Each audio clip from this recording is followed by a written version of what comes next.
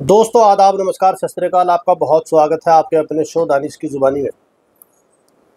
दुनिया के अंदर बहुत सारे क्राइम होते हैं और क्रिमिनल भी इतने शातिर हो गए हैं कि उनको पता है कि पुलिस किस तरीके से इन्वेस्टिगेशन करेगी और किस तरीके से हम तक पहुंचेगी। और हर अपराधी की कोशिश यही होती है कि वो अपराध करें, मर्डर करें, जो भी करना है, और उसके बाद किस तरीके से वो कानून से दूर रहें और कानून को कभी पकड़ ना पाए। लेकिन आज की कहानी ऐसी है कि जो कानून का रखवाला है, पुलिस इंस्पेक्टर, वो किस तरीके से मर्डर करता है और किस तरीके से उसको सारी बातें पता ही है पहले से कि पुलिस किस तरीके से इन्वेस्टिगेशन करेगी और कैसे किन किन चीज़ों का मुझे ध्यान रखना है, फिंगरप्रिंट का, सीसीटीवी या मोबाइल डाटा और बहुत सारी चीज़ें। क्योंकि पुलिस इंस्पेक्टर है, पूरे थाने का इंचार्ज है, बॉस है, और किस तरीके से हत्या कर कर और वो कैसे 48 दिन तक कानून को घुमाता है और फिर किस तरीके से क्राइम ब्रांच वाले कड़ी से कड़ी जोड़कर उसको पकड़ते हैं।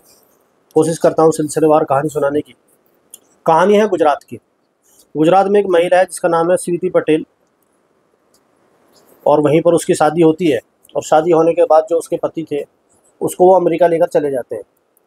अमेरिका जाने के बाद दोनों की ज़िंदगी ठीक ठाक चलती है। वहाँ पर उनको एक बेटा पैदा होता है और उसके बाद दोनों में कुछ तकरार आनी शुरू होती हैं और तकरार इतनी हो जाती है कि स्वीति पटेल वापस अमेरिका से इंडिया आ जाती है और इंडिया आकर अपने पति से डिवोर्स ले लेती है, जिसके अंदर ये तय होता है बेटा पति के पास ही रहेगा। इस बात पर वो मान जाती है और दोनों में डिवोर्स हो जाता है और दोनों के रास्ते अलग अलग हो जाते हैं। यहाँ पर जो स्वीति पटेल के घर वाले थे वो उस पर दबाव बनाते हैं कि ज़िंदगी बहुत लंबी है, तुम दूसरी शादी क्यों नहीं कर लेती। इस पर वो भी सोच विचार करना शुरू कर देती है और बहुत सारे ऐसे ऐसे समारोह होते हैं शादी ब्याह के और पार्टियाँ होती हैं जिनमें आदमी जाते रहते हैं। वहाँ पर एक समारोह 2015 में होता है जिसमें अजय देसाई पुलिस इंस्पेक्टर से स्वीति पटेल की मुलाकात होती है और दोनों की आंखें चार होती हैं और दोनों में प्यार मोहब्बत हो जाता है। उसके बाद ये अजय देसाई पुलिस इंस्पेक्टर स्वीति पटेल से छुपकर एक मंदिर में बिना जग जाहिर करे शादी करते हैं और बड़ोदरा में एक मकान खरीदते हैं और वहाँ पर अपनी पत्नी के साथ रहने लगते हैं। यहाँ पर सब चीज़ें ठीक थी, लेकिन इसमें दिक्कत ये थी कि वो इस शादी को जग जाहिर नहीं करते, ना ही अपने परिवार से मिलाते हैं, ना ही सबको बताते हैं कि हमने शादी कर ली है। एक तरीके से वो छुपकर स्वीति पटेल वहाँ पर रह रहे हैं। और क्योंकि 2015 में दोनों की छुपकर मंदिर में शादी होती है तो उनको वहाँ पर एक बेटा होता है। क्योंकि स्वीति पटेल का एक बेटा अमेरिका में था जो वहाँ पर उसकी शादी हुई थी, और दूसरा बेटा उसको अजय देसाई पुलिस इंस्पेक्टर से होता है। और 2015 से 2017 हो जाता है, बच्चा करीब 2 साल का हो चुका था। अब स्वीति पटेल की क्योंकि काफ़ी दिन हो चुके हैं, बच्चा भी बड़ा हो रहा है, तो वो पुलिस इंस्पेक्टर अजय देसाई पर इस बात का दबाव बनाती है कि तुम हमारी शादी को जग जाहिर करो और मुझे अपने घर लेकर जाओ, अपने माता पिता से मिलवाओ। क्योंकि कल को बेटा भी पूछेगा कि उसके नानी नाना या दादी दादा कहाँ पर हैं। बहुत सारी ऐसी चीज़ें हैं कि मुझे भी अपने जो दोस्त हैं, सहेली हैं, उनसे बताना है। और ऐसे हम छुपकर कब तक रहेंगे? हमने कौन सा कोई पाप या कौन सी गलत चीज़ तो हमने करी नहीं। लेकिन यहाँ पर जो पुलिस इंस्पेक्टर साहब अजय देसाई थे इस बात को टालते रहते हैं। अब कहीं ना कहीं उसको भी ऐसा होने लगता है कि क्यों इतना ही टाल रहे हैं, इतना कहने के बाद। अब क्योंकि स्वीति पटेल को इस बात का पता था कि उनकी ड्यूटी कहाँ पर है, कौन से थाने में है और इनका घर कहाँ पर है, क्योंकि ये बड़ोदरा में थे और ये जो पुलिस इंस्पेक्टर अहमदाबाद के थे। अब इस शादी को ये अजय देसाई पुलिस इंस्पेक्टर अपने परिवार वालों को नहीं बताता, और इधर परिवार वाले क्योंकि जब शादी नहीं हुई है उनकी नज़रों में, तो जाहिर सी बात है शादी का दबाव डालेंगे और वो अजय पर शादी का दबाव डालना शुरू कर देते हैं और उसको लड़कियाँ दिखानी और रिश्ते आने शुरू हो जाते हैं। यहाँ पर अगर चाहता अजय तो मना कर सकता था और वो अपने माता पिता को बता सकता है कि उसकी शादी हो चुकी है और उसको एक बेटा भी है, लेकिन कहीं ना कहीं वो नहीं बताता। और उसका एक कारण बताते हैं कि दहेज था, क्योंकि वहाँ पर दहेज का बहुत ज़्यादा प्रचलन है। और जो दहेज था 25 लाख रुपए उसके अंदर जो उनको मिले और वो वहाँ पर शादी कर लेता है और वो अच्छी खासी धूमधाम से शादी होती है। उसके बाद अब एक तरीके से अजय देसाई 2 नावों में सवार था। इधर अहमदाबाद एक पत्नी को टाइम देना था दूसरा बड़ौदा में उसको दूसरी पत्नी को टाइम देना था, तीसरा जो उसकी ड्यूटी थी उस थाने को भी उसको वो टाइम देना था। और वो 3 जगह परेशान होने लगता है। अब वो किसको कितना झूठ बोले कि कहाँ पर ड्यूटी है, कहाँ जा रहे हो, तो जाहिर सी बात है महीने हफ्ते भी बटे होंगे, कब कौन सी पत्नी के पास जाना है, क्या है। दिन गुजरते रहते हैं, लेकिन एक तरीके से वो खुद भी परेशान हो जाता है कि उसने क्या कर रखा है। इसी बीच जो स्वाति पटेल थी वो इस बात का दबाव बनाना शुरू करती है कि तुम इस शादी को जगजाहिर करो और अपने माता पिता से हमें मिलवाओ और सबको बताओ कि हमने शादी कर रखी है, क्योंकि कब तक हम इस तरीके से छुप कर रहेंगे, हमने कोई पाप थोड़ी कर रखा है। एक तरीके से हमने भी धार्मिक शादी करी है मंदिर में जाकर, और मैं तुम्हारी धर्म पत्नी हूँ, तो तुम मुझे अपने माता पिता से मिलो। अब यहाँ पर क्योंकि अजय देसाई ने उसको बता नहीं रखा था उसकी शादी हो दूसरी भी हो चुकी है, तो वो उसको एक तरीके से टालता रहता है, गोली देता रहता है। लेकिन यहाँ पर जो स्वाति पटेल है उसको कहीं ना कहीं शक होता है, और शक होने के बाद वो जो उन दोनों के कॉमन फ्रेंड थे उनसे इंक्वायरी करती है, और उसको ये भी पता था कि इनकी ड्यूटी कहाँ पर है, कहाँ पर ये सर्विस कर रहे हैं और अहमदाबाद में कहाँ पर रहते हैं। तो वो अपने लेवल पे पता करती है, और उसको ये पता चल जाता है कि इनकी शादी अभी 2017 में हुई है। अब ये सुनते ही एक तरीके से उसके पैरों तले से ज़मीन निकल जाती है, और उसको ये महसूस होता है कि वो एक तरीके से ठगी गई है और उसको बहुत बड़ा धोखा दिया गया है। उसके साथ एक बेटा भी है, एक शादी उसकी पहले ही टूट चुकी थी, और दूसरी में दूसरा आदमी भी उसको ऐसा मिला जिसने उसको धोखा दिया, छुपा कर वहाँ पर रखा हुआ है, बेटा भी है, और उसने दूसरी शादी कर ली है। अब इस चीज़ में जब वो घर पे आता है अजय देसाई, उसको ये सारी बात बताती है। पहले वो मना करता है, लेकिन फिर वो भी मान जाता है कि हाँ उसने करी है, और जिसका सबसे बड़ा कारण था वो दहेज। अब दोनों में लड़ाइयाँ शुरू हो जाती हैं। वो जब भी घर जाता था तभी उनमें झगड़ा होता था, और वो उस बात की धमकी देती थी कि मैं तुम्हारे पुलिस के जो आला अधिकारी हैं उनको बता दूंगी, तुम्हारी नौकरी चली जाएगी। और जाहिर सी बात है बहुत सारी, अब क्योंकि वो ये मना भी नहीं कर सकता था कि वो उसकी पत्नी नहीं, क्योंकि बेटा था, बेटे के डीएनए से पता चल सकता था कि उसी का है। तो रेप का केस और धोखाधड़ी का केस उसके खिलाफ लगता है, और जाहिर सी बात है उसकी नौकरी भी वो सस्पेंड होना ही था पक्का वहाँ से। अब वो बहुत परेशान होने लगता है, क्योंकि इधर जो जो स्वीटी पटेल थी इसके हाथ में ये चीज़ें थी कि वो आला अधिकारी को बता सकती थी, और जो उसकी जो घर पे उसने शादी करी जो उसके माता पिता ने कराई थी, वहाँ पर उसको ये प्रॉब्लम थी कि जाहिर सी बात है 2 परिवार आपस में मिले थे, वहाँ पर एक तरीके दोनों का मान सम्मान था, और वो नई नई शादी हुई थी, तो किस तरीके से इसको मैनेज करे वो बड़ा परेशान था। अब वो झगड़ा बढ़ता जाता है। एक दिन स्वीटी पटेल उसको गुस्से में बोलती है कि देखो इस तरीके से चलेगा नहीं जिस तरीके से तुम चला रहे हो, और तुम सोच रहे हो कि सब कुछ ऐसे ही ठीक ठाक चलता रहेगा, ऐसा नहीं होगा। और तुम्हें अगर अपनी ज़िंदगी ठीक ठाक जीनी है और सही तरीके से रहना है, तो तुम दोनों पत्नियों में से एक पत्नी को तुम्हें मारना पड़ेगा, या तो तुम मुझे मार दो या उसको मार दो। अब जाहिर सी बात है ऐसी बात आदमी गुस्से में ही बोलता है, लेकिन ये बात अजय देसाई के दिमाग में क्लिक हो जाती है, और उसको लगता है कि इसने बिल्कुल ठीक कहा है, क्योंकि वो 3 जगह कैसे कैसे अपने टाइम को मैनेज करे, कब कब ड्यूटी जाएगा, कब पहली पत्नी के पास जाएगा, कब दूसरी पत्नी के पास जाएगा। अब उसके दिमाग में आ जाती है कि मुझे दोनों में से एक पत्नी को मारना है। उसके बाद वो बाकायदा कॉपी पेन लेके बैठता है और हिसाब किताब लगाता है मैं कौन सी पत्नी को मारने में ज़्यादा नुकसान है, कौन सी पत्नी को मारने में कम नुकसान है, और वो लिख कर हिसाब लगाता है। तो देख उसके जो गुणा भाग लगते हैं वो ये थे कि अगर मैं पहली पत्नी को मारता हूँ जो स्वीटी पटेल थी, तो इसको पहले से ही किसी को ये नहीं पता है कि मैंने इससे शादी कर रखी है, और ना ही इसको मैंने जग जाहिर कर रखा है, और ना ही इसका कुछ ऐसा दहेज का है, ना ही कोई परिवार है। ले देकर उसका एक भाई था जिसका नाम था जयदीप पटेल, उसको मैं घुमा ही दूंगा कि खुद पुलिस इंस्पेक्टर था। और अगर मैं पत्नी को दूसरी पत्नी की हत्या करता हूँ जो माता पिता ने कराई है, तो जाहिर सी बात है 25 लाख तो वहाँ एक मिले थे। उसके बाद जो मैरिज होम का खर्चा था, और जो शादी ब्याह है, जो ज्वेलरी है, और जो फर्नीचर्स हैं, तो करीब कहीं ना कहीं 40-50 लाख पर जाकर बात बैठेगी। और मैं 40-50 लाख रुपए कहाँ से दूंगा अगर मैं उसको छोड़ता हूँ। अभी हत्या की नहीं सोच रहा, वो छोड़ने की सोच रहा है कि अगर उसको छोड़ता हूँ तो 50 लाख जाएंगे, और इसको छोड़ता हूँ तो फिर ये मेरी नौकरी खा जाएगी, ये आला अधिकारी को बताएगी, और ये रेप का केस मेरे ऊपर लग जाएगा। उसके पास सबूत भी है, बेटा है इसके पास।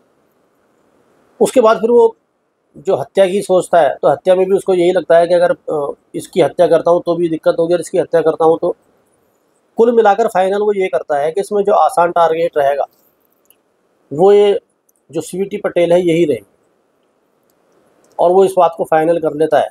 अब अब इसके लिए वो 2021 के मई के महीने में बिल्कुल अपना माइंड एकदम क्लियर कर लेता है कि मुझे जो हत्या करनी है वो स्वीटी पटेल की करनी है, अपनी पहली पत्नी की। दूसरी पत्नी की मैं नहीं कर सकता, इतना सारा दहेज मैं कहाँ से लौटाऊंगा। अब वो क्योंकि खुद इंस्पेक्टर है, इस चीज़ को हिसाब लगाता है कि किस तरीके से कानून मुझे ना पकड़ सके। मतलब एक पुलिस वाला ये हिसाब लगा रहा है एक तरीके से कि पुलिस ही पुलिस को ना पकड़ सके, और जाहिर सी बात है इतने ऊँचे पद पर है तो इतनी आसानी से पहुंचा नहीं होगा उस पद पर, सारी बारीकी उसको पता है। तो वो सारी हिसाब ऐसे लगाता है कि आप खुद सोच कर ये हैरान होंगे कि मार्च से वो प्लानिंग शुरू करता है। मार्च, अप्रैल, मई, जून आ जाता है और उसकी प्लानिंग चल रही है लिख करके किस तरीके से मुझे अपनी पत्नी की हत्या करनी है। अब एक दिन वो स्वीटी पटेल के पास होता है बड़ौदा में, और वहाँ पर फिर वही जो घर की झगड़ा शुरू हो जाता है। अब उस झगड़े में उसको इतनी तेज़ गुस्सा आता है, जो वहाँ पर आवाज़ बहुत तेज़ होती है। 2 साल का बच्चा है वो भी जाग जाता है, वो भी देखने लगता है कि उसके मम्मी पापा दोनों लड़ रहे हैं। लेकिन इसी बीच अजय देसाई स्वीटी पटेल का गला घोंट देता है और उसकी मौत हो जाती है। अब मौत होने के बाद उसको ये एहसास होता है कि जुर्म हो चुका है। अब ये जो मर्डर था ये प्लानिंग नहीं थी, क्योंकि जो उसने प्लानिंग बनाई थी 2-3 महीने से वो एक अलग तरीके की थी। प्लानिंग ये थी कि उसका दोस्त था जो कांग्रेस का नेता था, कृष्ण सिंह जडेजा, तो करीब 100-125 किलोमीटर दूर है वहाँ पे एक अटाली गांव, वहाँ पर एक उसका होटल है जो सुनसान पड़ा है। तो उसकी प्लानिंग ये थी मैं किसी बहाने से इसको उस होटल में लेकर जाऊँगा और वहीं पर उसको मार दूँगा और वहीं पर उसको या तो दबा दूँगा या जला दूँगा। लेकिन यहाँ पर गुस्से में उससे हत्या हो गई। अब क्योंकि सुलझावा आदमी था, उसके बाद भी उसने हिम्मत नहीं हारी। एक कंबल लिया, कंबल लेकर उसमें लाश को लपेटा।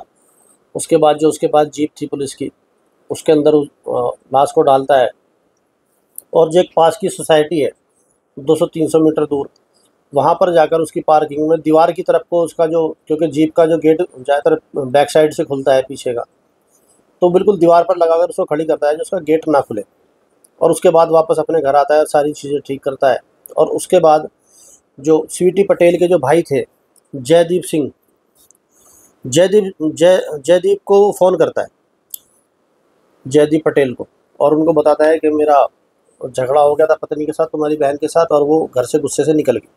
अब ये सुनकर वो भी थोड़े घबराते हैं, कहते हैं कि ठीक है चलो मैं आता हूँ, चेक करते हैं। कहते हैं पुलिस के अंदर एफआईआर करो, पता करो कैसे है। तो कहते हैं मैं खुद पुलिस वाला हूँ, मैं खुद अपने लेवल पर पता कर दूँगा।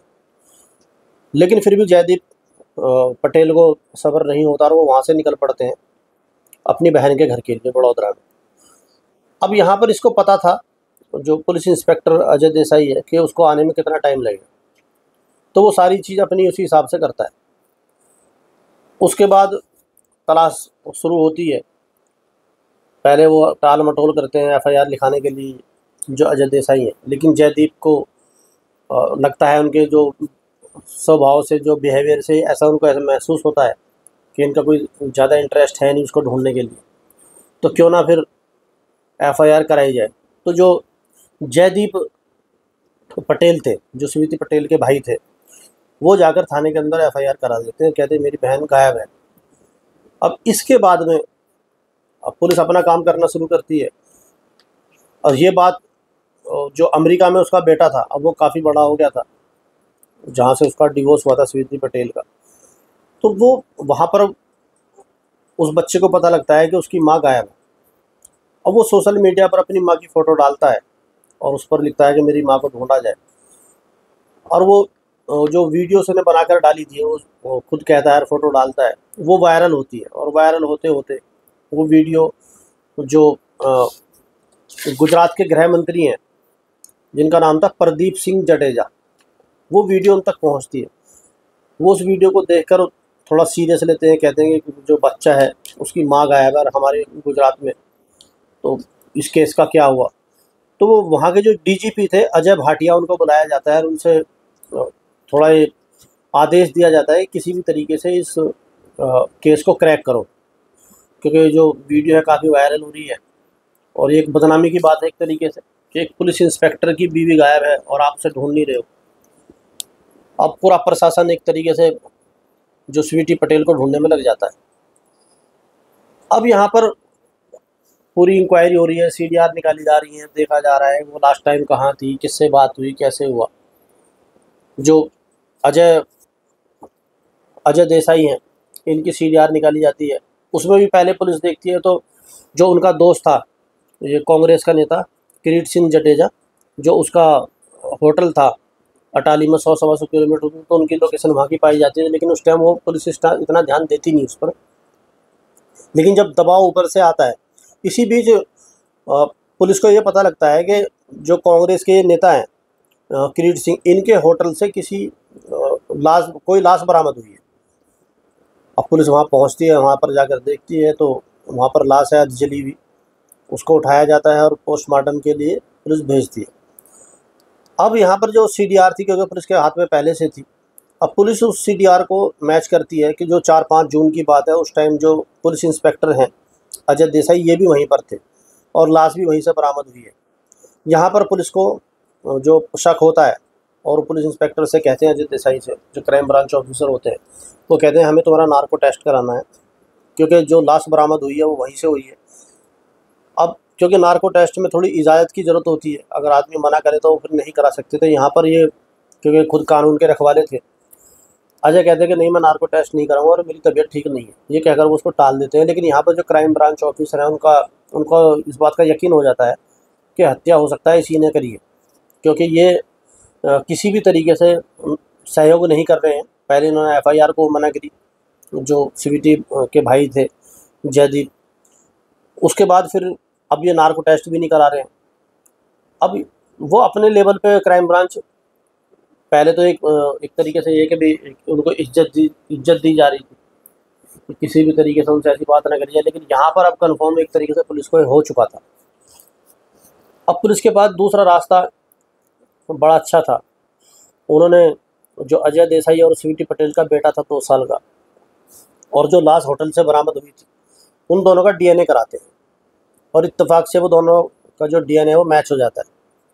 अब ये बात क्लियर हो गई थी कि वो उसकी माई है, और सीडीआर से जो उनकी लोकेशन थी वो निकल चुकी थी कि उस टाइम पे जो अजय देसाई हैं ये भी वहीं पर थे। अब पुलिस फाइनल करती है, क्योंकि गृह मंत्री का आदेश है, फिर ऊपर डीजीपी जो अजय भाटिया, वो आदेश देते हैं कि अब आप अजय भाटिया को उठा लो, अजय देसाई को उठाया जाता है। और उसके बाद सीधा जो टॉर्चर रूम में बिठाकर उनसे सीधा यही कहा जाता है, देखो आपको सारी बातें पता है कि किस तरीके से पुलिस इन्वेस्टिगेशन होती है, और जो बड़े से बड़े कातिल यहाँ पर तोते की तरह बोलना शुरू करते हैं, और तुम इधर उधर घुमाने की कोई कोशिश मत करो, क्योंकि तुम्हारी लोकेशन वहाँ की है और डीएनए जो बच्चे के साथ उसका मैच हो चुका है, और जो कांग्रेस नेता है वो तुम्हारा दोस्त है। अब यहाँ पर वो हार जाते हैं और वो कबूल करते हैं कि हाँ, उन्होंने ही अपनी पत्नी का खून कराया। तो अब पुलिस अधिकारी उनसे पता करते हैं कि तुम्हें ऐसा करने की क्या जरूरत थी, तो बातचीत से भी मसला सुलझा जा सकता था, तुमने हत्या क्यों करी। तो बताते हैं कि मेरी शादी इससे हो चुकी थी, मैंने सबको बताया नहीं था। उसके बाद मेरे माँ बाप ने मेरी शादी दहेज के लालच में वहाँ पर करी, तो अच्छा खासा वहाँ से दहेज मिला था। अब उसके बाद उसने, जैसे मेरा उससे झगड़ा होता था, तो एक दिन उसके मुंह से अचानक ये निकला कि तुम दोनों में से हमें एक को मारना पड़ेगा। अब ये बात उसने गुस्से में कही थी, लेकिन मेरी दिमाग में ये बात अटक गई और मुझे लगा कि यही रास्ता आसान रहेगा, क्योंकि अगर ये दोनों जिंदा रहेंगी तो मुझे परेशानी रहेगी। उसके बाद फिर मैंने कैलकुलेट किया, अपना हिसाब किताब लगाया कि कौन सी को मारने में मेरी भलाई है। तो अगर मैं दूसरी वाइफ को मारता तो मुझे दहेज वापस देना पड़ता, और जो 25 लाख उन्होंने दिए थे वो तो जाते ही, बाकी जो और खर्चे हैं, जो खाने का, मैरिज होम का, बहुत सारी ऐसी चीज़ें हैं, गोल्ड ज्वेलरी, तो करीब 40-50 लाख पर जाकर बात बैठती, जो मैं नहीं दे पाता। उसके अगर मैंने दोनों को जब मैंने कंपेयर करा, तो मुझे आसान टारगेट जो इसका सीबीटी पटेल का ही लगा, क्योंकि अकेली भी रह रही है और किसी को पता भी नहीं है। और जो मेरी प्लानिंग थी वो ये थी कि मैं किसी बहाने से उसको होटल पर लेकर जाऊंगा, जो 100-125 किलोमीटर उसके दोस्त का होटल है, और मैं उसको वहीं पर मारकर वहीं पर दबा दूंगा या चला दूंगा। तो ये पूरा का पूरा घटनाक्रम था, जो खुद एक पुलिस इंस्पेक्टर के हाथ से हुआ, और उसके बाद भी वो पकड़ा गया। सारी चीज़ें जानने के बाद, हर चीज़ देखता है, उसके बाद भी वो ये समझ जाती हैं पुलिस, क्राइम ब्रांच वाले उसको कैसे पकड़ते हैं। अगर अमेरिका से उसका बेटा, जो पहला बेटा था, सोशल मीडिया पर एक बार को वीडियो ना भेजो, शायद इतना दबाव ना पड़ पाता। और क्योंकि उसके साथीपने की वजह से ही, क्योंकि खुद पुलिस इंस्पेक्टर था, तो 48 दिन तक उसने क्राइम ब्रांच वालों को घुमा के रख दिया। और 48 दिन बाद जाहिर सी बात है, अपराधी कितना भी शातिर क्यों ना हो, वो कोई ना कोई गलती ऐसी करता ही है जिससे वो पकड़ा जाता है। यहाँ पर थोड़ी सी जो स्वीटी पटेल थी उसकी किस्मत भी ऐसी रही कि पहली शादी हुई तो वहाँ से डिवोर्स हो गया, दूसरी शादी हुई तो उसकी हत्या ही होगी। अब उसके दोनों बेटे बिना माँ के हैं। ये 2 साल का एक मासूम बच्चा है, एक बच्चा अमेरिका में है। तो ये थी आज की सच्ची घटना गुजरात से। उम्मीद है आपको पसंद आई होगी कि किस तरीके से क्राइम ब्रांच ने इन्वेस्टिगेट करी और किस तरीके से अपराधी को पकड़ा, जो खुद एक पुलिस वाला था। चैनल को लाइक करें, सब्सक्राइब करें। अब आपसे मुलाकात होगी कल शाम 7 बजे किसी सत्य घटना के साथ। तब तक अपना और अपनों का बहुत ध्यान रखें। बहुत बहुत धन्यवाद।